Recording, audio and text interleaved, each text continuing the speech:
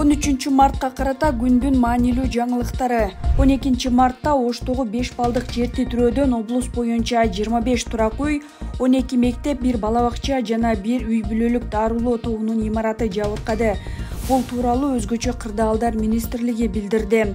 Алайда 13 Кара Суу районунда 12 үй жабыркаган.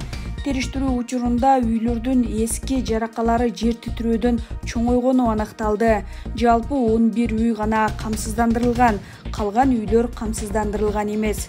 Бүгүн 13-мартта Бишкекте ынтымак ордодо Садыр Жапаров менен Эмомали Рахман кыргыз-тажик чегарасы боюнча келишимге кол коюшту. Чегара келишимине кол коюлгандан кийин Лейлектеги, Кайрагаш жана Баткендеги Кызылбел чегара бекеттери ачылат. Ачылуу аземине эки өлкөнүн президенттери онлайн катышат. Кыргыз-тажик чегарасындагы бул өткөрмө бекеттер 2021-жылы куралдуу жаңжалдан кийин жабылган. Анда 36 кыргызстандык, анын ичинде балдар каза болуп, 154 киши жаракат алган.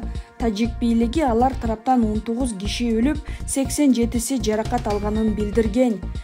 Кечээ 12-мартта Кыргызстанга Тажикстандын президенти Эмомали Рахман келген. Кыргыз-тажик чегарасы боюнча келишимге кол коюлгандан кийин Лейлектеги, Кайрагаш жана Баткендеги Кызылбел бекеттери ачылды. Чегара бекеттеринин ачылышына Садыр Жапаров менен Эмомали Рахман онлайн күбө болушту. Кызылбел бекети эл аралык, ал эми Кайрагач эки тараптуу болуп ачылат. Калган кыргыз-тажик чегара бекеттери этап менен ишке киргизилет. Мамлекеттик бажы кызматынын төрагасы Алмаз Салиевдин айтымында, эки өткөрмө пунктта оңдоп түздөө жана модернизациялоо иштери жүргүзүлөт. Буга чейин эки өлкөнүн бажы кызматтары алдын ала маалымат алмашуу протоколуна кол койгон.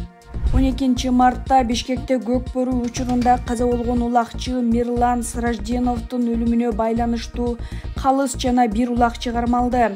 Бул тууралуу Ички иштер министрлигинен кабарлашты.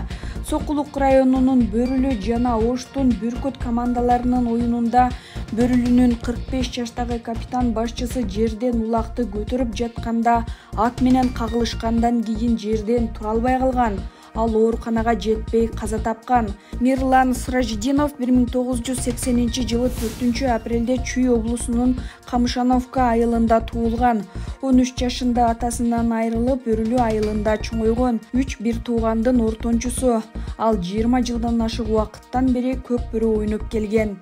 Чоң Алай районунун Кашкасуу айылында 8-мартта 40 жаштагы эркек киши 14 жаштагы уулу менен бала-бакчанын отканасында газга ууланып каза болду.